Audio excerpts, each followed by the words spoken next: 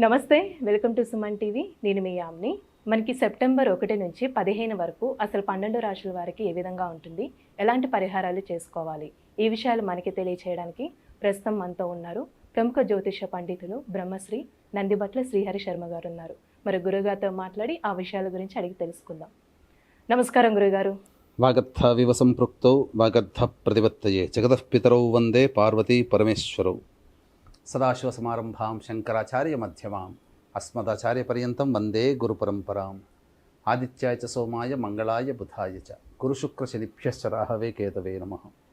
శృంగేరి జగద్గురు పీఠాధిపతులకి, కంచి పీఠాధిపతులకి నమస్కారములు తెలియజేసుకుంటూ కార్యక్రమాన్ని ప్రారంభిద్దాం. గురుగారు, ఇప్పుడు సెప్టెంబర్ 1 నుంచి 15 వరకు అండి మీనరాశి వారికి ఏ విధంగా ఉంటుంది? సెప్టెంబర్ 1వ తారీఖు నుంచి 15వ తారీఖు వరకు మీనరాశి వారికి ఏ విధంగా ఉండబోతుందో తెలుసుకునే ముందు గ్రహ సంచారం తెలుసుకుందాం. రాశిలోని రాహువు, 12వ ఇంట శని వక్రీకరించి ఉండడం, సప్తమందు కేతువు శుక్రుడు, అలాగే షష్టమందు రవి బుధుడు, తృతీయమందు గురువు సంచారం, చతుర్థమందు కుజుని యొక్క సంచార ప్రభావం.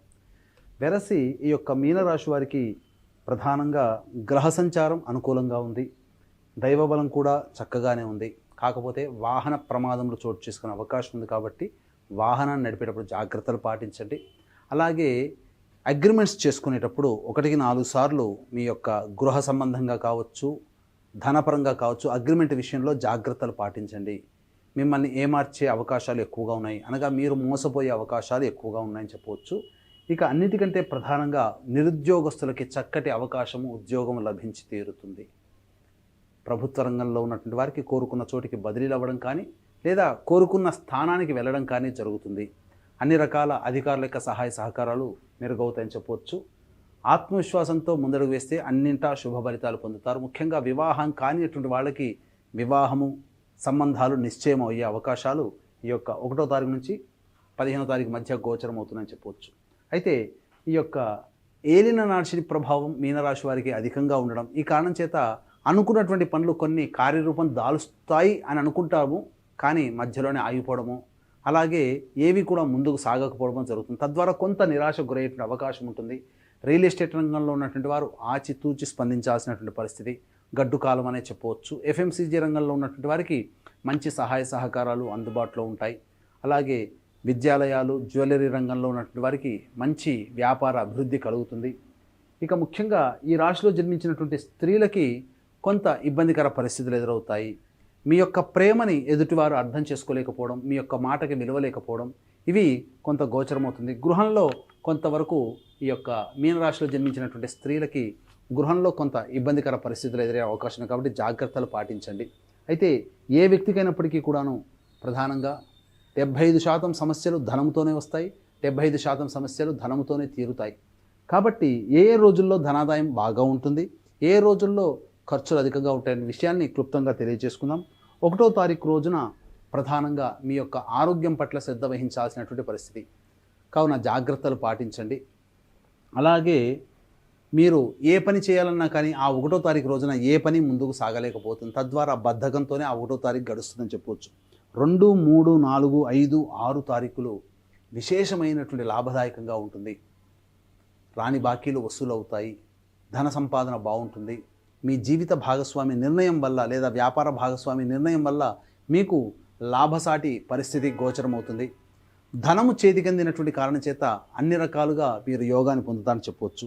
7, 8, 9 తారీఖుల్లో ప్రధానంగా కొంతవరకు ఖర్చులు అధికంగా ఉంటాయి, మానసిక ప్రశాంతత లోపిస్తుంది, ఒక జిగ్జాగ్ పరిస్థితి ఉంటుంది, అన్ని దారులు కనబడతాయి, ఏ దారికి వెళ్ళలేనటువంటి పరిస్థితి, అనగా నిర్ణయాత్మకమైనటువంటి శక్తిని మీరు కోల్పోతారు. తద్వారా సమయానికి చక్కటి నిర్ణయాన్ని తీసుకోలేకపోతారు. కాబట్టి పెద్దల యొక్క సహాయ సహకారాలతో ముందడుగు వేసినట్లయితే చాలా మటుకు సమస్యలను అధిగమించవచ్చని చెప్పవచ్చు. ఇక 10, 11 తారీఖులో కనుక గమనించుకున్నట్లయితే సంతానంతో విభేదాలు, సంతానం మూలకంగా ఖర్చులు, సంతానంతో సమస్యలు అనేటువంటి గోచరం అవుతుంది. కాబట్టి జాగ్రత్తలు పాటించండి. ఇక 12, 13, 14, 15 తారీఖుల్లో 12, 13 తారీఖుల్లో నిరుద్యోగస్తులు మంచి శుభవార్త వింటారు. అలాగే ఉద్యోగార్థులకి ప్రమోషన్స్ పొందే అవకాశాలు గోచరమవుతున్నాయి. ఉన్నతాధికారుల యొక్క అనుగ్రహంతో మీ స్థానాన్ని సుస్థిరపరచుకుంటారు. 14, 15 తారీఖులో కనుక గమనించుకున్నట్లయితే ప్రధానంగా ఈ యొక్క సంబంధించినటువంటి అన్ని రంగాలలో ఉన్నటువంటి వారికి అధిక శుభ ఫలితాలు పొందుతారు. ధనాదాయం చాలా చక్కగా ఉంటుంది. ఏతావాత చెప్పొచ్చేది ఏంటంటే 7, 8, 9 తారీఖుల్లో మీకు ఖర్చులు అధికంగా ఉంటాయి. కాబట్టి ఆ రోజుల్లో మీరు పెట్టుకున్నటువంటి ప్లానింగ్ చేసుకున్న ఖర్చుల్ని తగ్గించుకోవడమో వాయిదా వేసుకోవడమో చేసుకుంటే చాలా మంచిది. ఎందుకంటే ఆకస్మిక ఖర్చులు 7, 8 తారీఖులో ఉంది. మీరు పెట్టుకున్న ఖర్చులు ఆకస్మిక ఖర్చులు తోడై ఇబ్బడి ముబ్బడిగా మీకు ఉక్కిరి బిక్కిరి చేస్తాయి. కాబట్టి జాగ్రత్తలు పాటించమని చెప్పడం. ఇక అన్ని రకాలుగా గ్రహ సంచారం అనుకూలంగా ఉన్నటువంటి కారణం చేత ఈ యొక్క మీనరాశి వారికి మంచి శుభ ఫలితాలు పొందుతారని చెప్పవచ్చు.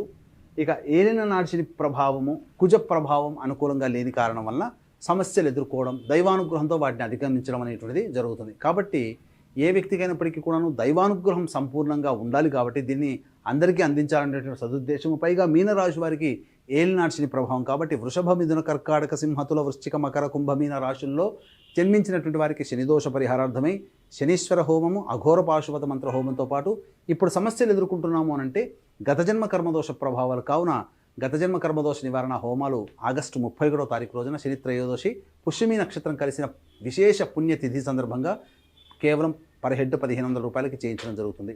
అలాగే సోమవారము ప్లస్ అమావాస్య కలిసి సోమవతి అమావాస్య రోజున అమ్మవారి యొక్క అనుగ్రహం సంపూర్ణంగా ఉంటుంది. కాబట్టి జటిలమైన సమస్యలకి మీ యొక్క కోరిన కోరికలు నెరవేర్చడం కోసం వారాహి, ప్రత్యంగిర, బగళాముఖి, రాజశ్యామల హోమాలు కేవలం పర్ హెడ్ 1500 రూపాయలకి చేయించడం జరుగుతుంది. అలాగే విద్య, వివాహ, ఉద్యోగ, దాంపత్య, అనారోగ్య సమస్యల నివారణకి 18 రకాల హోమాది కార్యక్రమాలు చేయించడం జరుగుతుంది. అవకాశం ఉన్నవాళ్ళు కార్యక్రమ తదనంతరం కాంటాక్ట్ చేసి పూర్తి వివరాలు తెలుసుకోవచ్చు. అలాగే పితృపక్షాలలో పితృదోష నివారణ కార్యక్రమాలు సెప్టెంబర్ 25, 30 తారీఖుల్లో జరిపించడం జరుగుతుంది. పితృదోషము వేరు, పిండ ప్రదానం వేరు. పితృదోషం అనగా తండ్రి వైపు 7 తరాలు, తల్లి వైపు 4 తరాల్లో ఏవైనా దుర్మరణాలంటే road accident, fire accident, suicide attempt, నదిలో బావిలో పడి చనిపోవడం, ఇంట్లోంచి వెళ్ళిపోవడం, లివర్ ఫెయిలే, కిడ్నీ ఫెయిలే, క్యాన్సర్తో చనిపోవడం, 60 ఏళ్ల లోపల ఏ విధంగా చనిపోయినా, అలాగే పిండ ప్రదానాలు చేయలేకపోయినా ఇవన్నీ పితృశాపాలు అని అంటారు. ఇట్టి పితృదోష నివారణకి సెప్టెంబర్ 25, 30 తారీఖుల్లో పితృదోష నివారణ కార్యక్రమాలు నిజాయితీగా సశాస్త్రీయంగా జరిపించడం జరుగుతుంది. రాలేని వాళ్ళ కోసం బ్రాహ్మణుని కర్తగా పెట్టి చేయించడం జరుగుతుంది. అవకాశం ఉన్న వాళ్ళు కార్యక్రమ తదనంతరం కాంటాక్ట్ చేసి పూర్తి వివరాలు తెలుసుకోవచ్చు. గురుగారు, ఇప్పుడు మీనరాశి వారికంటే ఇంకా మెరుగైన ఫలితం రావాలంటే అసలు ఎలాంటి పరిహారం చేస్తే మంచిదంటారు? మీనరాశి వారు ప్రతిరోజు సుబ్రహ్మణ్య భుజంగ స్తోత్ర పారాయణము, కాలభైరవాష్టక పారాయణం రోజుకి 3 సార్లు చదువుకోండి చాలు. మీకు చాలా మటుకు సమస్యలు తగ్గుముఖం పడతాయి. ఇక సమస్యలు అధికంగా ఉన్నాయంటే ఇప్పటివరకు మనం చెప్పుకున్నవి మీ యొక్క రాశిని అనుసరించే ఫలితాలు. జన్మకుండలిని మీకు దగ్గరలోని మంచి ఉపాసనాపరులైనటువంటి జ్యోతిష్యుని సంప్రదించినట్లయితే, వారిచ్చే సూచనలు సలహాలు పాటించినట్లయితే తప్పకుండా భవిష్యత్తులో వచ్చేటువంటి సమస్యలు కూడా పరిష్కరింపబడతాయని చెప్పవచ్చు. గురుగారు, ఇప్పుడు సెప్టెంబర్ 1 నుంచి 15 వరకు అసలు మీనరాశి వారికి ఏ విధంగా ఉంటుంది, ఎలాంటి పరిహారం చేసుకోవాలి, ఈ విషయాలు మాకు తెలియజేసినందుకు ధన్యవాదాలండి. సర్వం శ్రీ ఉమామహేశ్వర పరబ్రహ్మార్పణమస్తు.